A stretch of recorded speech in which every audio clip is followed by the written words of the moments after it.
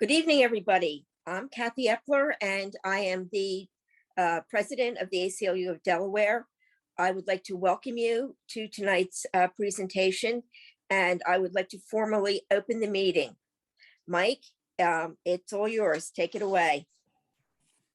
Thank you so much, Kathy. And I wanted to start off first recognizing recent national events from today, and of course, the very sad loss of 14 young lives and one teacher in Texas today.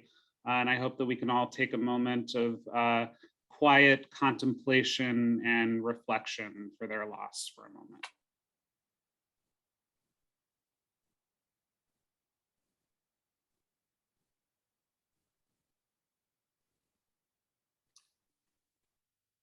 So with that, I would like to welcome you all to the ACLU of Delaware's annual meeting. I will not kid any of you that these are trying times in our country, but I often say that I tend to be a half glass full person, that I tend to look on the optimist side of you. And a big reason for that is because every day I get to wake up and come and work at the ACLU of Delaware with an amazing array of staff and board members and supporters who are working every single day to ensure justice and liberty here in the first state. And so tonight, you're going to be hearing about a lot of this, I think, really critical work. The structure of tonight's meeting is going to follow our strategic plan, which is the first strategic plan that we've had since 2014. It is laying out the next 3 years of work of the ACLU of Delaware, where you're going to hear about our work to secure and expand voting rights, to end mass incarceration, to expand education equity, to grow our power in the state, and to really live out our ideals. You see behind me this beautiful artwork. That is artwork that was designed by Amir Campbell, who is a local Delaware artist. You can see more of his artwork on our website at our actual strategic plan, where you can read through all of the things that you're going to hear about tonight. In addition, we're trying to celebrate a little bit by also having a raffle this evening. So many of us may need a drink or two, considering all of the things going on in our country. So we have you covered with some lovely bourbon, but also we're getting ready to start our Pride Month. And so we have several items celebrating LGBTQ Pride, which begins June 1st, the month. And then we have several of our ACLU of Delaware swag.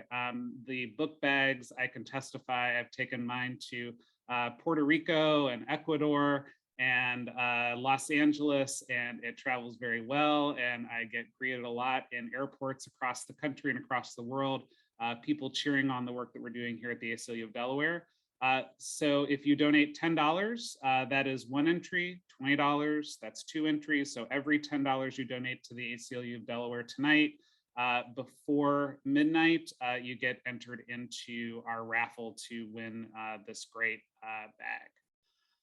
The last thing I want to mention before we move into talking about our strategic plan is the other reason I love working for the ACLU of Delaware is, there's the things that we can plan for, and then the things that happen that we didn't necessarily expect, or that we didn't plan to make a big priority. And so what's been on my mind the past several weeks has been the recent leak from the US Supreme Court around the Mississippi v. Dobbs case, which again, was litigating a 15-week abortion ban. But what we saw from the US Supreme Court a couple weeks ago, this leaked decision now seeks to essentially overturn Roe versus Wade.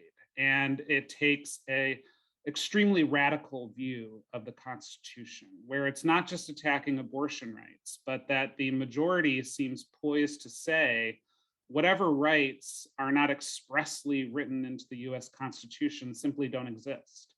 And I don't know about you, but that basically violates everything that I learned in 8th grade civics class, where I learned that the Constitution was a living, breathing document that moved along with us as our country grew and as history progressed. And if we think about our country back in 1776 or 1789, when a lot of our founding documents were created, our country looks a whole lot better than and a whole lot different than what it used to.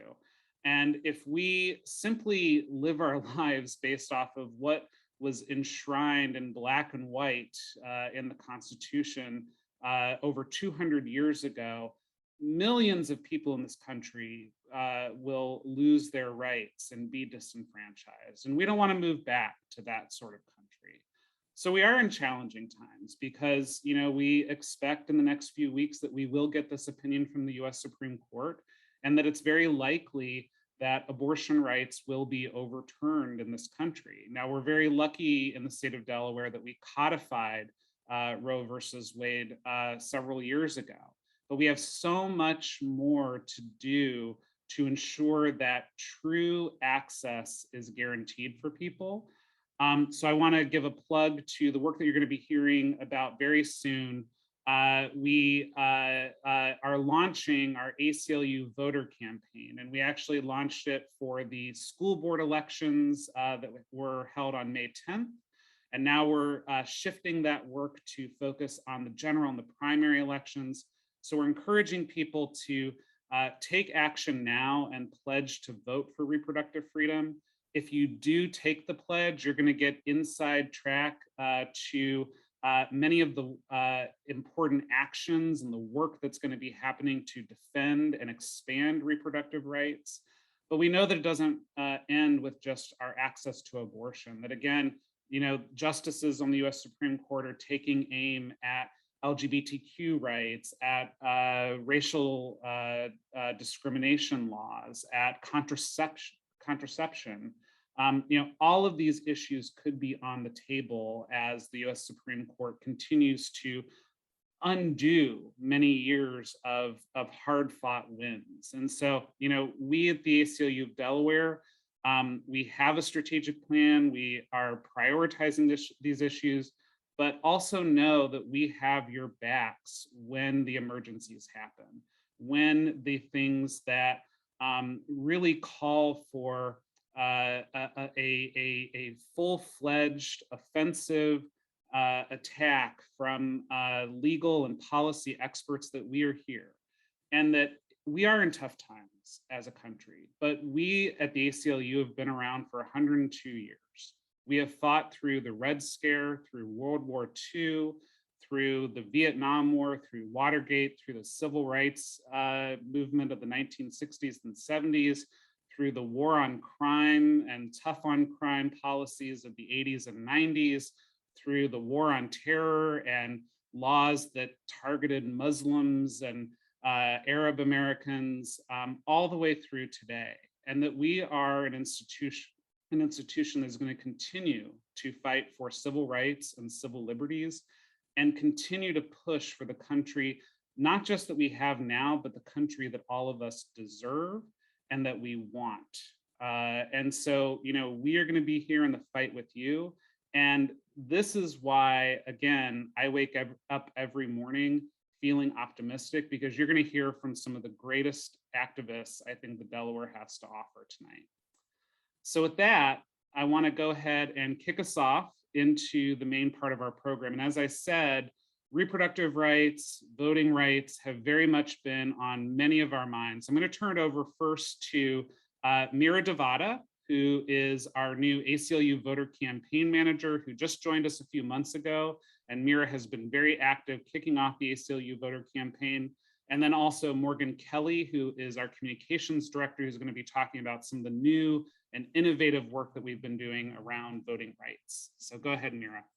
All right. Hi, everyone. My name is Mira Devota, and as Mike said, I am the new ACLU voter campaign manager here.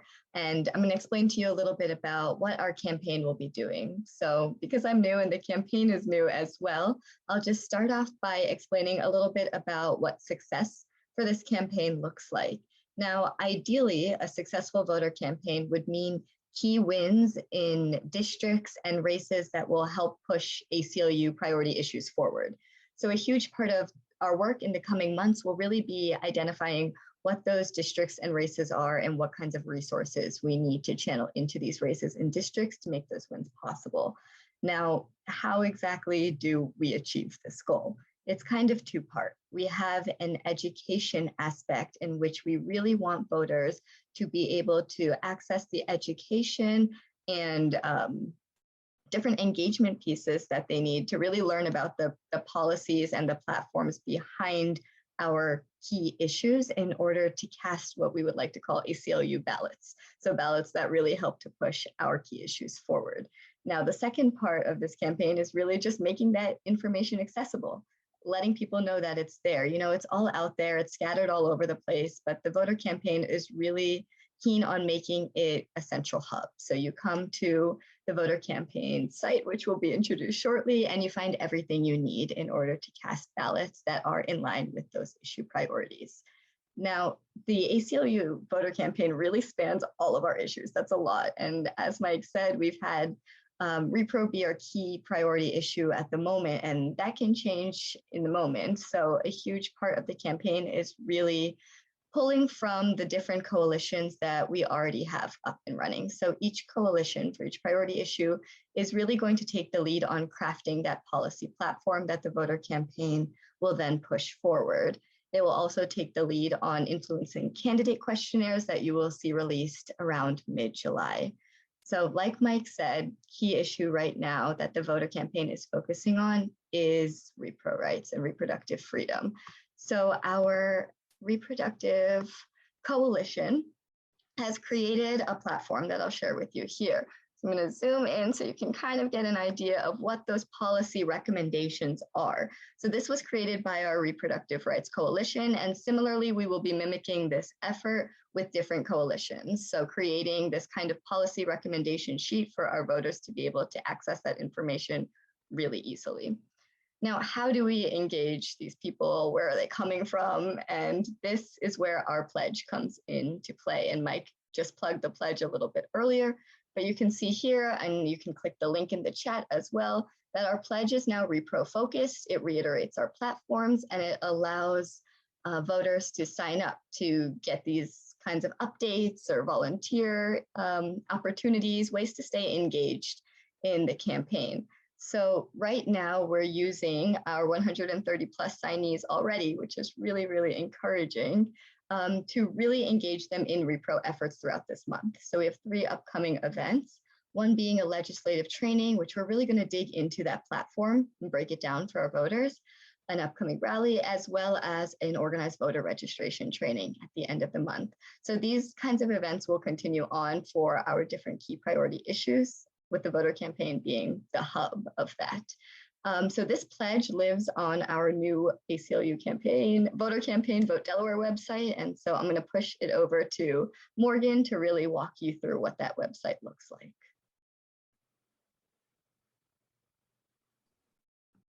Thank you so much, Mira.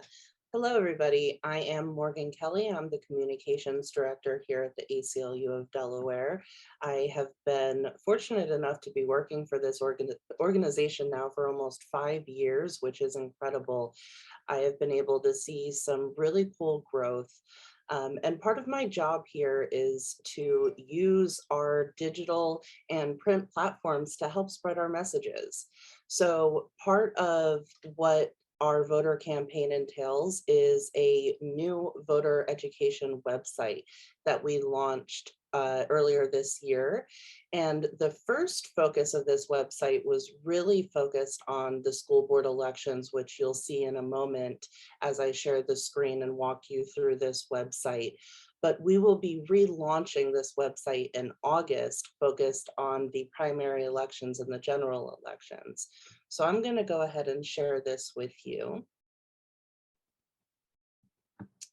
So this is votedelaware.org. This is our voter information website.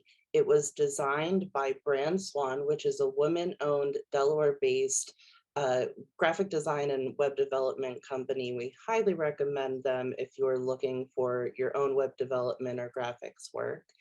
And this is what they helped us to create, to put all of the voter information website that we think is really important for voters to know to cast an informed ballot in Delaware into one place. And that's really the goal of this website.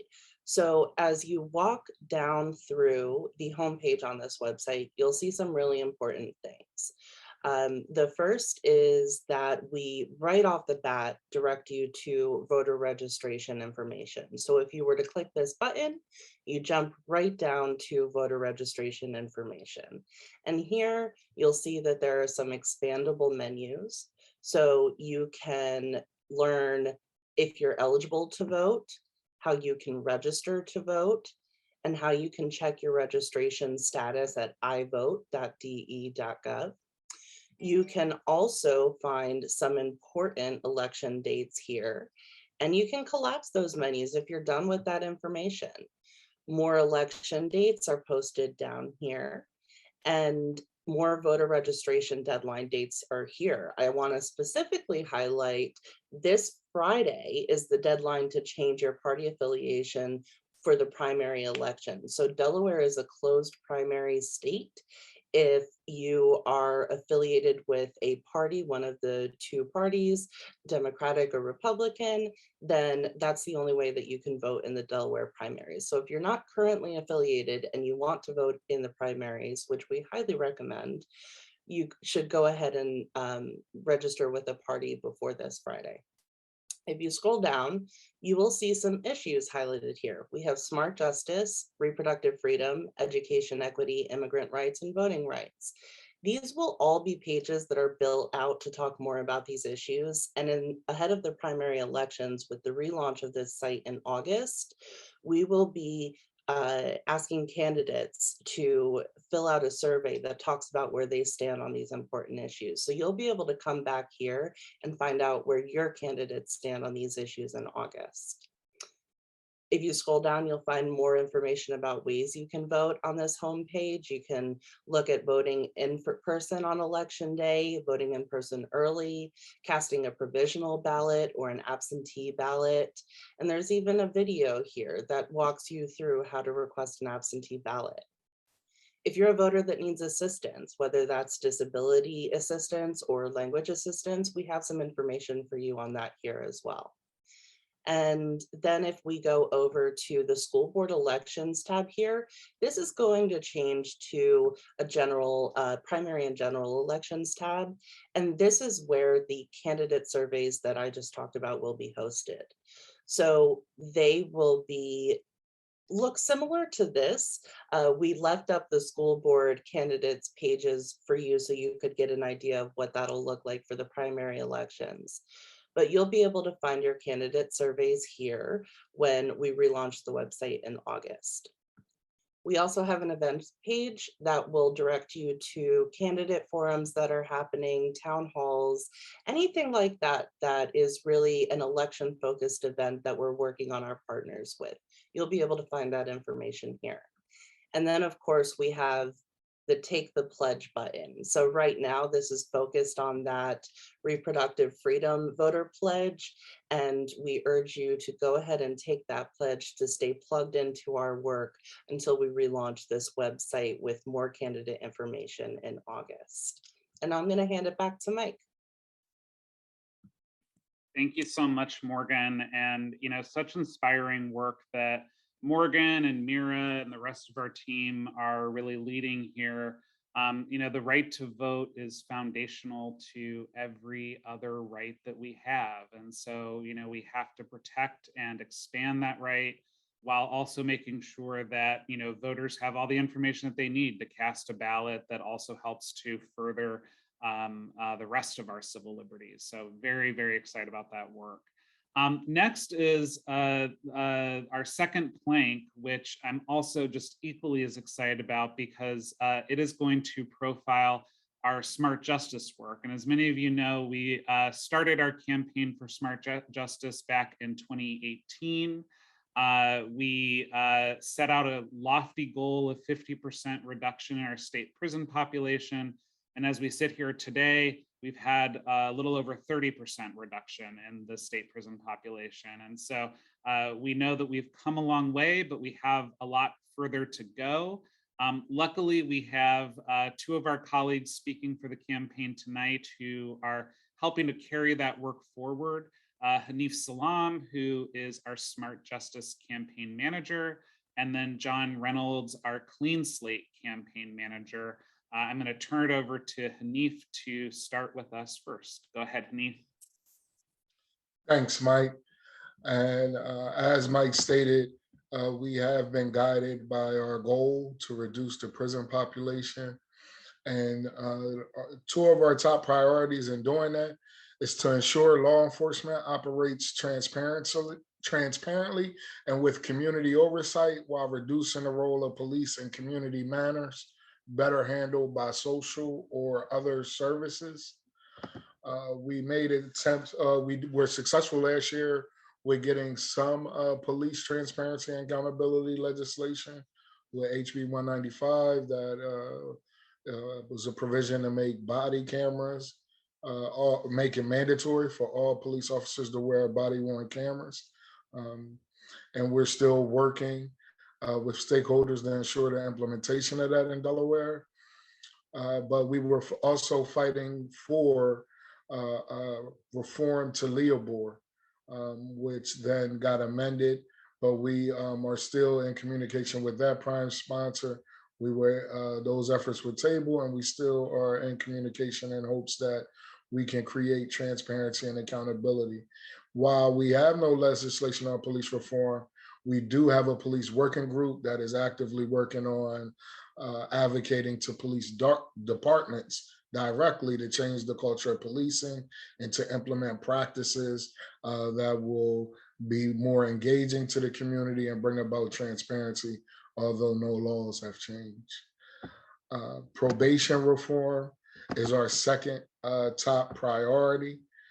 You know, we are very focused on transforming Delaware's probation system to ensure that people are supported in the community and recidivism is reduced. We are currently working with legislators to find a champion for a probation bill that could potentially be introduced before this session is over. And we are definitely going to continue our efforts to ensure that people are not being incarcerated just for technical violations.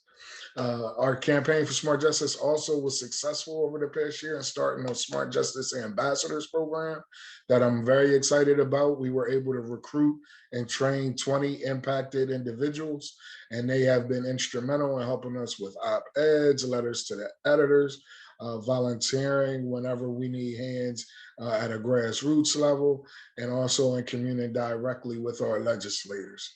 So we've been doing a lot of great things with the campaign for Smart Justice. And now I'm gonna pass it over to my colleague, John Reynolds, to tell you more about Clean Slate.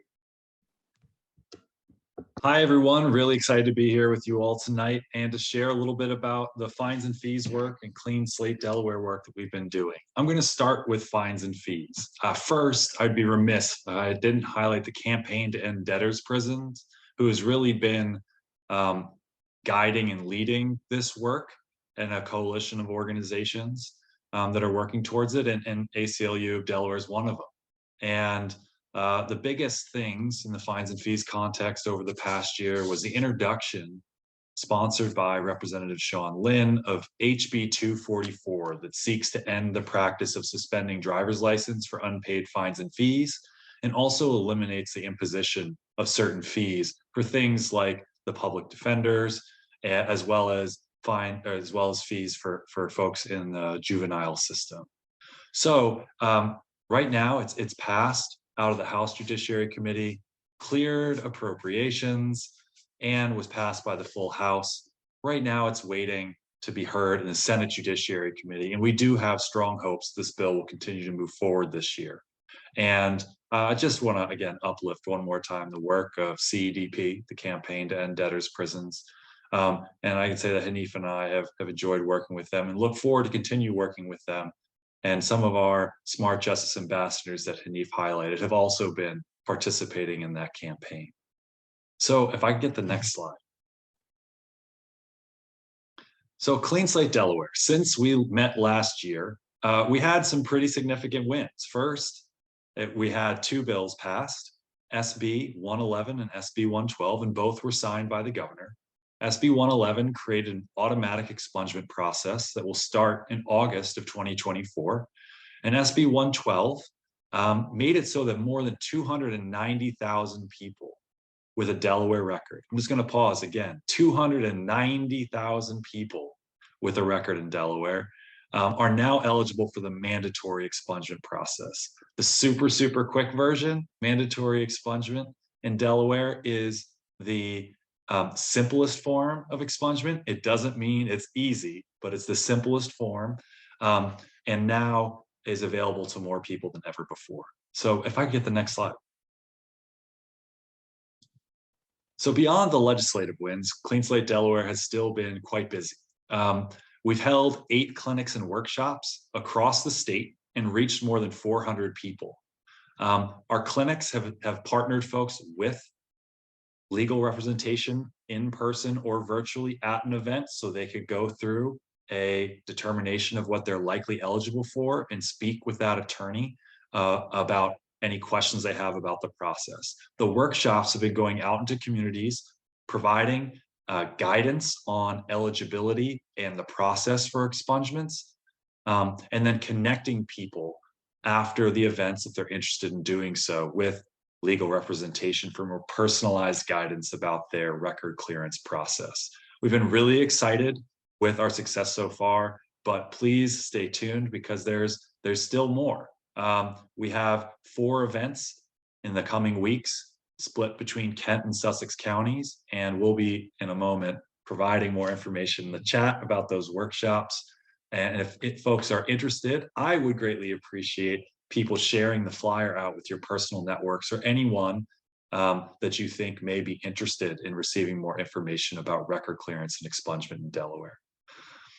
So additionally, the Clean Slate Delaware campaign, and big shout out to Morgan Kelly, who you just saw earlier, for developing a Clean Slate Delaware expungement eligibility guide, including a flow chart that helps people understand the expungement, kind of the decisions and questions they should ask themselves in understanding whether they're eligible for an expungement in Delaware. We've received a great response, and if folks want to check that out, you can find it at the bit.ly link in the chat, as well as featured on the slide. So last, and I think the thing that I'm most excited about so far and moving forwards, is we've built partnerships and relationships with religious and community organizations, as well as other advocacy organizations across the state. And this is a really core part of the strength of Clean Slate Delaware and behind our successes so far, and will be guiding us into the future. And I just want to invite anybody who's tuned in tonight, if you're interested in learning more about Clean Slate Delaware or participating in the work moving forwards, please feel free to reach out because we would love to have you. You know, this movement towards clean slate and second chances is really only as strong as the community behind it. And I just want to invite you to be part of the community if you're interested in doing so. So that's my pitch. I hope it resonated. And if you have any questions after reviewing the links, please let me know. Thank you so much, John and Hanif. This was a great overview of our smart justice work. And I just have to say, like, the thing that I love most about our smart justice work is that it is truly people powered, right? Whether that be with our coalition for smart justice, our smart justice ambassadors, our Clean Slate Delaware coalition, the hundreds of people who have come out for expungements, you know, the people in the community are really with us. And I think that that is just such a wonderful thing, and that we are, you know, including the folks who have been directly impacted by the system in helping to come up with the solutions to the problems, right? So thank you for that inspiring work. And we're going to kind of straddle these two planks. So we're going to move next into education equity. But before we do, I'm going to transition over to Dwayne Bensing, who is our staff attorney. He's going to give us a little bit of a legal update around some important prison litigation here in Delaware, but then he's going to move into education equity. And following him will be Shannon Griffin, who is our senior policy advocate, who has really been leading our education equity work and has been doing that work for many years, really leading the way here in Delaware. So take it away, Dwayne. Good evening, everyone. Thank you for joining us.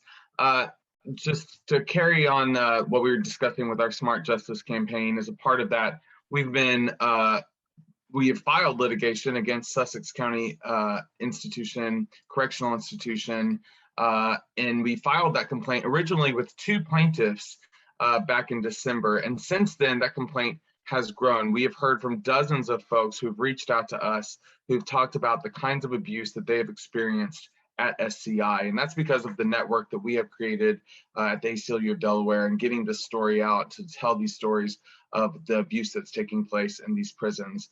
We hope to file a second amended complaint on that matter in the coming days.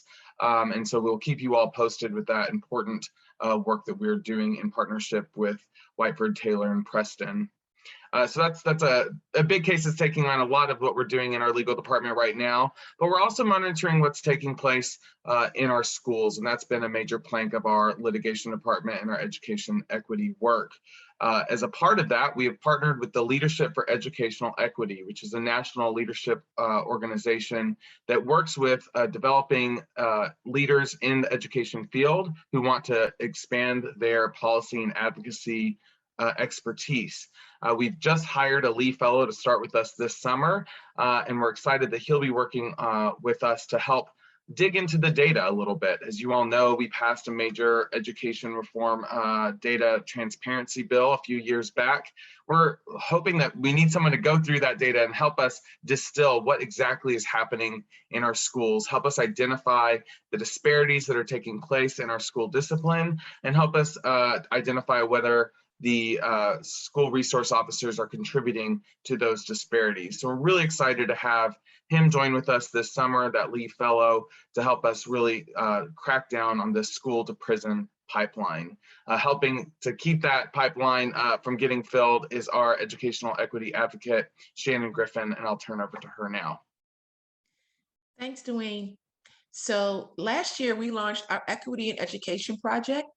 And this work built on our fair discipline curriculum by assisting schools strengthening 3 important groups: assisting educators deepen their restorative practices, engaging students, helping them become active in problem solving and building positive peer relationships using a service-based model through our Scholars and our Scholars Engaged for Action After School program, and empowering and mobilizing parents to become effective advocates for equity and student achievement. This year, I'm excited to announce that we actually were able to work and partner with the Charter School of Newcastle. We conducted professional development sessions focused on restorative practices with their entire school staff. We started Scholars Engaged for Action After School program for 5th through 7th grade students. The elementary club, Valiant Volunteers, identified homelessness as a passion project and raised over $1,000 to purchase items for 60 care packages that we then donated to the Hope Center. The middle school club, Movers for Change, focused on addressing negative social media challenges by starting a school pride project. Students painted murals for the bathrooms and started a cleanup team to help keep the bathrooms clean and in order. We also launched their very first Parent Advisory Committee.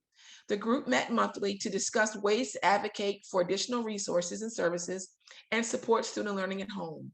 They held their first annual legislative brunch to connect with their legislators and hosted a family engagement event at the Route 9 Library to promote reading. We will continue to work with the school next year to help them deepen their equity work. And we look forward to potentially working with other schools as well to help them really build upon or improve those really key areas around equity that we know is the only way we're really going to see a sustainable change that actually helps to empower and impact our students. Over to you, Mike. Thank you, Shannon and Dwayne. Again, I just have to say, so wonderful to hear the work of our legal department. We started this Sussex Correctional Institute lawsuit with 2 people who spoke up and said, hey, my rights are being violated. And now because, those 2 folks stood up with then support with the ACLU, we have dozens of folks who are now coming forward saying, the same thing happened to me or something similar happened at Sussex Correctional Institution. And so I'm just so inspired that we're going to be, fighting against some, I think, very long-standing cultural problems there at that institution. And Shannon, what you're doing with the young folks, I watched the Students Engaged for Action presentation. They focused on homelessness this year. And it was just so inspiring what you're doing with young people. And again, another reason that I'm filled with a lot of optimism. 2 quick programming notes. One, again, I want to remind everybody, we still have our raffle going on. If you haven't donated yet to the ACLU, every $10 will get you an entry into that raffle basket with alcohol and also some lovely Pride and ACLU of Delaware swag. And then I also want to mention, if anybody has any questions or any feedback for any of our speakers, feel free to use the chat. And if we have time, I'm super happy to pose some questions to some of our staff and board members here tonight. So thank you again for your engagement. Up next is our lovely development director, Melissa Bryson, who's going to talk a little bit about growing our capacity as an organization and around our fundraising work. Then we're going to move into hearing from 2 of our board leaders. We'll hear from Tom O'Brien, who is the treasurer of our foundation, to talk a little bit more about our finances. And then Charito Calvachi Mateco, who is a board member with ACLU of Delaware and is also in leadership in the Latino community. And she's going to speak more about how ACLU has started to become more active in the community and how we're picking up our work throughout the Latinx community and around immigrants' rights. So take it away, Melissa. Fabulous. Thank you, Mike. And thank you everyone for being here tonight. Every one of my staff, of my fellow staff members have talked about all of the great work that we at the ACLU are doing. And I just want to lift up that it's not just that we're doing this as staff, but we're doing this with you as supporters. When we talk about who is an ACLU contributor, I don't care if you've given $5 or $5,000. I don't care if you spent 5 minutes talking about ACLU's mission or whether you've spent 500 hours advocating for the work that we do. You are an ACLU contributor and you help us to do the work that you've heard, and you will help us to do even more work with the ways that you support us. So one thing that we want to do is thank you tonight. And Mike has mentioned a few times, and I'm going to mention it again. We are running a raffle for every $10 donation you make to the ACLU of Delaware today. Runs till midnight, so you have some time. You get entered into an incredible raffle, and I mean incredible. So we have Pride swag, we have ACLU swag, we have, some fabulous whiskeys, peanut butter whiskey. I'm just going to say peanut butter and jelly cocktails. That's all. And so this thank you is really for all of you to, be a part of what makes the ACLU fantastic. And we just want to thank you for all the things you're already doing. And there's other ways that you can also get engaged. And I want to highlight 2 things that are happening this year that you can do to get further involved with the ACLU and the ways that we are able to do this great work. 1, if you are a lawyer and you're not a part of our Amicus Society, I fully empower you to explore that. So I've just dropped the link in the chat, and our Amicus Society is a way that you get plugged into all of our legal work. You get advance notice of things that are happening. You get looped into events. You make sure that you get your CLE credits. You can even get them for free when you're an Amicus Society member. So definitely check out that link, consider becoming an Amicus Society member, or even if you're part of a law firm, you're a partner, consider having your law firm be a part of that society. It's a really great way to get involved with the ACLU. And lastly, I just want to remind folks about our 30+ year standing annual event, the Candler Awards Celebration. We are once again running a hybrid event, and that means we're going to be virtual. We're going to have an in-person event in Newcastle County and in Sussex County. So don't get it twisted that we don't think about y'all down in Sussex. We're thinking about you, and we want to be there, and we want you there with us. So keep an eye out for that information as it appears and as we make it public. And please come celebrate us and all of the things that the ACLU is doing. Thanks. And I'm going to pass things on to Tom, who is our board treasurer, staunch supporter of the ACLU. And thank you, Tom, for all of the ways that you help the ACLU thrive. Well, then thanks, Melissa, for that handoff and for your energy. And thank you, board, for being great supporters and members of the ACLU. I'm Tom O'Brien. I'm the board treasurer. And what kind of a treasurer would I be if I did not have some charts? So if we could, I think, show a chart that is to go up. I'm here to really deliver two messages. First is the state of the financial state of the chapter is very strong. You can see that thanks to your generosity, our reserves have increased from over $1.8 million 2 years ago to currently over $2.5 million. That is fantastic. What's important is we don't see it as the board as money in the bank. That's really not helping anybody. We see it as a way, most importantly, to kind of hire and fairly pay these great people doing this very important, very stressful work on behalf of everybody on Delaware, and to support them with the resources and with the tools that they need. So if you go to the next page, what that's meant is that the board has been able to approve with confidence in your generosity our highest budget ever as an ACLU of Delaware. What that means is that all of your resources are going to work within the state of Delaware on all the great stuff that you're seeing tonight.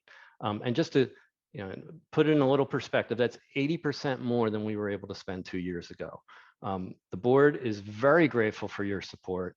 We thrive off the energy of you and the energy of our staff. And we know that we can continue to count on you. So speaking of great energy and great work, I have the privilege to hand it over to my colleague on the board, Sharita. Thank you, thank you. I have this great honor this evening to be able to address you. In my case, coming to you from high in the Andes in my native Ecuador, I want to offer my profound gratitude to ACLU Delaware and all of you who make its crucial work possible. I have to report to you that in Delaware, the ACLU is clearly the most effective institution in speaking up for the legal rights and the human integrity of the Hispanic Latinx community, including those impoverished and dispossessed. ACLU holds field hearings in Georgetown, Loria, and any other place Latinos are willing to speak up within, and they share issues of employment exploitation, housing discrimination, healthcare needs, and bullying in the schools, among others. Out of these conversations, ACLU identified more than 24 issues with which the undocumented people deal with on a daily basis. Additionally, thanks to ACLU, a member of Votamos We Vote, a coalition that empowers undocumented people, not to vote, not yet, not quite, but to promote others that love them, that cares for them to vote, to be their voice. That's what they ask. Be my voice. I don't have a voice. You are my voice. That's what this coalition do. But thanks to ACLU and other sponsors, we have now a radio segment in Spanish. It's called Entre Nosotros, which means among ourselves, with which we reach the homes of people, addressing the sense of agency of the most dispossessed in Delaware society. Thanks to this work, We engage undocumented people and offer them a small measure of their own agency, reassuring them that they indeed are part of the we, the people, in our Constitution. You work with the angels. Thank you, ACLU of Delaware. And thank you, Charito and Tom and Melissa. You know, hearing about all of the amazing ways that we are expanding our reach, you know, having a presence in new communities, able to staff up, that we are now 14 strong permanent staff members from an affiliate that traditionally had half that number or fewer. You know, we are a more powerful organization. It's because of all of your support and time and generosity that, you know, our board members give, our contributors, our donors give, our volunteers. You know, we are just so lucky to have all of you. And we're lucky also because when I talk about expanding our capacity, we actually have one of our brand new staff members here tonight, Rachel Mead, who is beginning with us. She's now 48 hours into her career at the ACLU of Delaware, and we're already making her speak. So I believe this counts as her hazing ritual tonight. But I wanted to bring Rachel forward and tell a little bit about herself and why she's excited about being here at the ACLU. Go ahead, Rachel. Thank you, Mike. Hi, everyone. My name is Rachel Mead. And as Mike said, I'm the brand new, only as of yesterday, development strategist in the development permit department with Melissa. I live here in Wilmington, and I was most recently at the Delaware Historical Society in their development department. But I'm so thrilled and excited to be joining such a fantastic organization, a fantastic staff. And I really just truly look forward to trying to make a bigger impact with the work that I do here in Delaware and for the Delaware community. I'm so excited to join you all and meet you all. Thank you, Rachel. And I promised her that I was going to ask her a question. So my question for you, Rachel, is what is like the issue that gets you up in the morning, that you're most passionate about, that you are looking forward to like learning more and doing more here at the ACLU? Absolutely, many things, but LGBTQ plus rights certainly, and in securing everyone's right to vote are my top two. Well, we have a campaign for that here I know. at the ACLU, so I'm very we'll excited sure to learn you, more about it. Absolutely. Well, we're so excited to have Rachel here with us. And like I said, we're not done growing. We have another staff person. Unfortunately, she wasn't able to be here with us tonight, but Jasmine Minhas is going to be our new paralegal.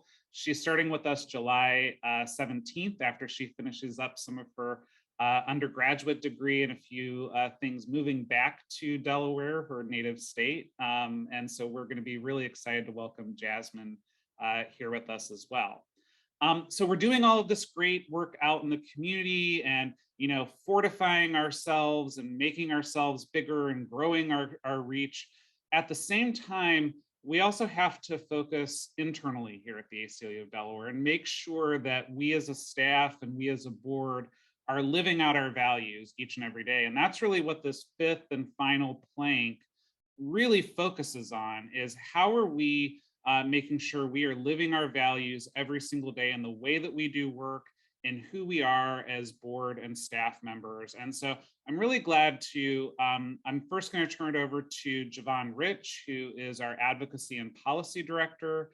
Following her, you're going to hear again from Kathy Epler, our board president, and then from Adriana Bohm, who is our equity and inclusion officer for our board. And they're going to tell you a little bit more about our journey around equity and inclusion, our plans to, again, live out our values as an organization. So go ahead, Javon. Good evening. I'm going to talk a little bit about living our values, as Mike stated. Living our values of equity, diversion, inclusion, and belonging is essential for us to realize our mission fully. And the word living is a word of action. So demonstrating how important it is that we continually educate ourselves and dismantle some systems of racism and oppression so that we can support our broader community fully. And thinking about what I was going to say tonight, I was like, I have like too much to fit in 3 minutes of all the incredible work that we're doing here as an affiliate, staff, and board.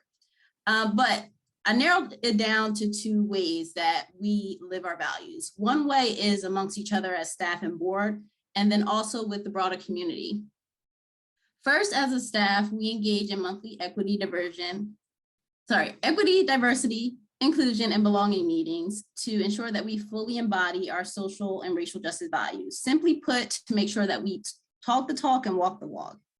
And those topics can include confronting how white supremacy shows up in the workspace and our work with the greater community. So every month we have this meeting and different staff actually take on different topics to discuss. So we are, even though we do this work, we are not immune from learning more about, to make sure that we are not contributing to oppression or racism. We're constantly asking ourselves, how can we support staff and volunteers from all walks of life to thrive in this organization and work and better the diversity of voices and faces at our organization? Sometimes that means courageous conversations with one another, or providing pay or stipends for internships and other paid opportunities, or providing translated materials in Spanish or other languages, all which we do. With the broader community, we are very proud of our work to uplift the voices of people impacted by the issues we are tackling. For example, we are uplifting what the right to representation in eviction proceedings would have meant to Dr. Deborah Gilbert White when she experienced homelessness due to an eviction. Dr. Gilbert White has shared her story in the newspaper and to legislators to advance this legislation, giving a face to an issue when people look at an issue abstractly or theoretically. Thank you, Dr. Gilbert White, for your advocacy and for sharing your story countless times throughout this work. We also hosted a series of listening sessions hosted by people impacted by the probation system to engage other people impacted by the probation system in a process to create a bill or a bill proposal. And when we had those meetings and folks pushed us to ask for more when we weren't doing so, we said, you know what? They're right. They've lived this experience. So they definitely know more than I or someone else. And I also want to say thank you to Sylvester, who is on this call today for helping out with that meeting. Additionally, sometimes allyship also means removing the ACLU of Delaware from the rooms completely and making space for people to talk to legislators and say, I've experienced that. Let me tell you how to make things better. And as another example of our collective work, walking the walk also means aligning with people impacted by police violence when they say, what is being called police reform is not enough, teaching us that a little bit of something is not always better than nothing, especially when Black lives are at stake. Our work is not possible with the partnership between our staff, board, supporters, and the broader community, making our equity and belonging work even more critical to sustain our partnerships and diverse coalitions like the Coalition for Smart Justice or the Delaware Rights Voting Coalition, to name a few. I know somebody's probably like, Javon, where's the time? Well, that's it. I'm so glad that I got to share some of the work that we've been doing. Hopefully we get to share again because there's so much that I left out. Now our board president, Kathleen Epler, is going to share with you more about how we exemplify our shared values. Thanks, Javon. What happened? Where'd I go? We can hear you, Kathy. I think Priya's, there you go. Oh, there we go. Okay, good. Technology. Thank you very much, Javon. I appreciate all the work that the staff has done. We've heard tonight that the ACLU and the board and the staff have put together a strategic plan. And whether we're doing the work this year or next year or the next 5 years, you've heard that our plans have been explained by our hardworking staff. It's not just a roadmap of where we want to go, but just as importantly, who we want to be as an organization, staff, and board of directors, how we want to live our values. When I look around virtually and in real life to see who the ACLU of Delaware is, I see a very wide variety of people and experiences. We all bring something unique to the ACLU of Delaware table, whether it's a passion for justice, education, voting rights. reproductive freedoms, or the love of the Constitution. We all come for a reason. We join together and we lift each other's causes. We respect everyone's experience and value their worth. It's important to keep the flames that drive us alive, not to become discouraged, to pay no heed to those who tell us we can't do something or change is impossible, to remember that we are stronger together no matter the difference in who we are, where we come from as an individual. Every day offers us an opportunity to do something, no matter how small, to make this a more equitable country. We are lucky in Delaware, but we can't be complacent. Register to vote, march for our causes, write or call elected officials, and support the causes that matter to you. We all know the steps we can take to make our communities better. I'll close by repeating what the Reverend Bishop William J. Barber told us at the ACL conference a few weeks ago. He said, we need to make ACLU into a verb: act, challenge, love, unite. If we do that, act, challenge, love, and unite, we can accomplish everything. And now I'd like to turn this over to our Equity and Inclusion Officer, Adriana Bohm. Thank you, Kathy. Hello, everyone. It's so nice to see so many energetic faces this evening. Tonight, I will discuss the importance of our EDIB work.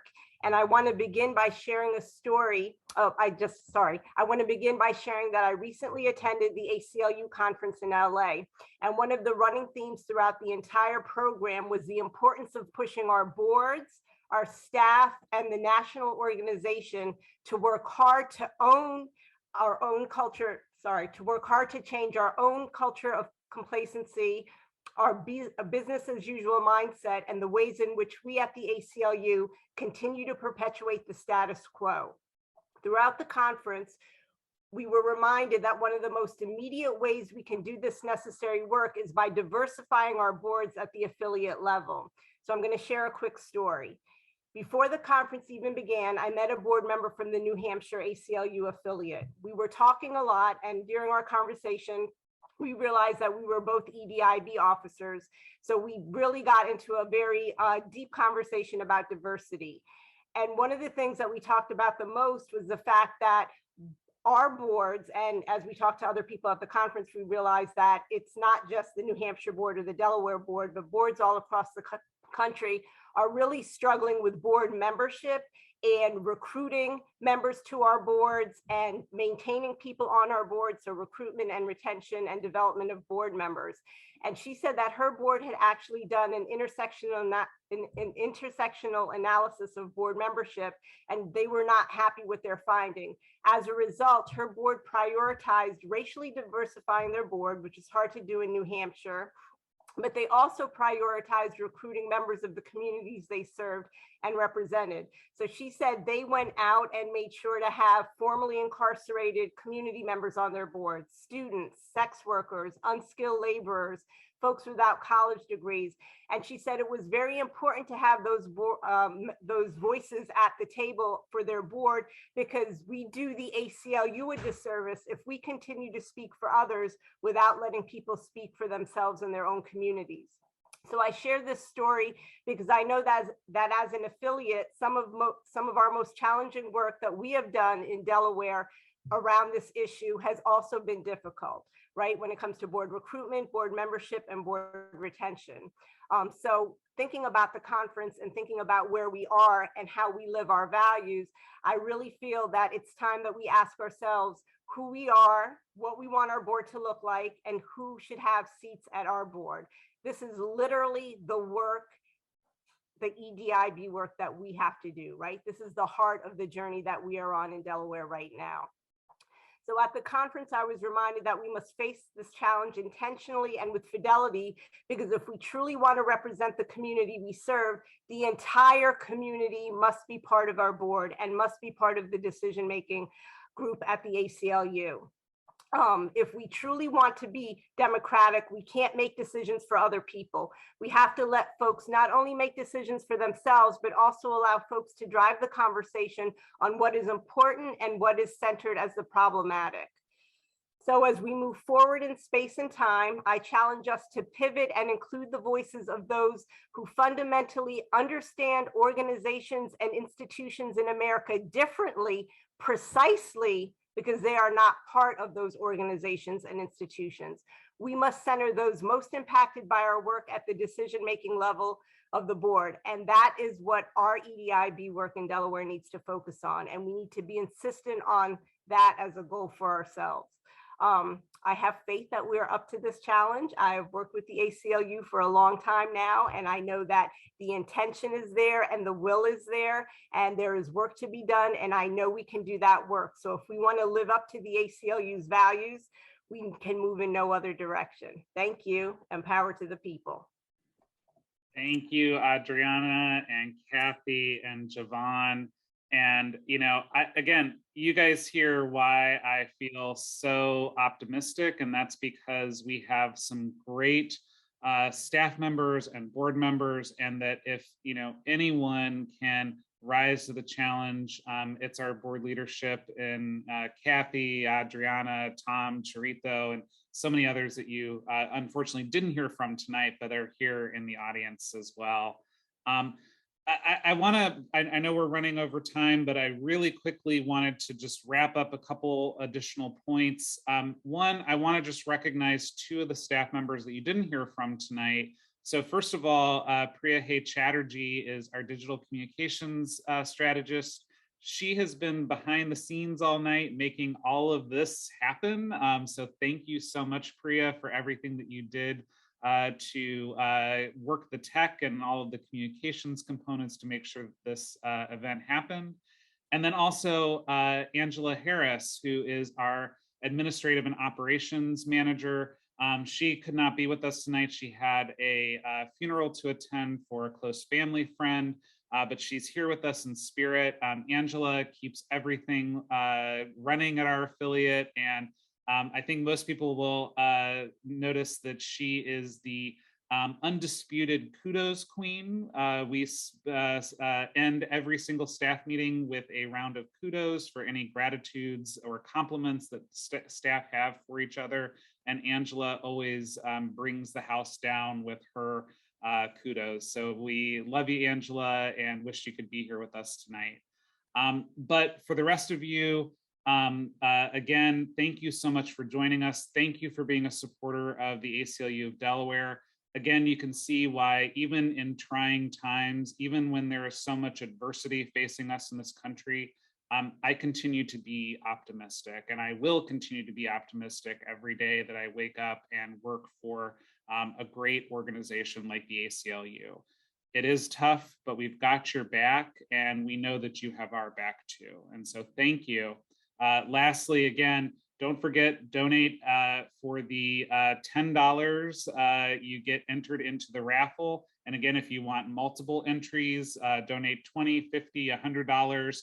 And you'll get multiple entries into winning these beautiful items to celebrate Pride, celebrate your love of the ACLU of Delaware, and also celebrate your love of a good glass of bourbon, which I wholly endorse. So thank you so much, everybody, and have a wonderful, wonderful night. Take care of yourselves.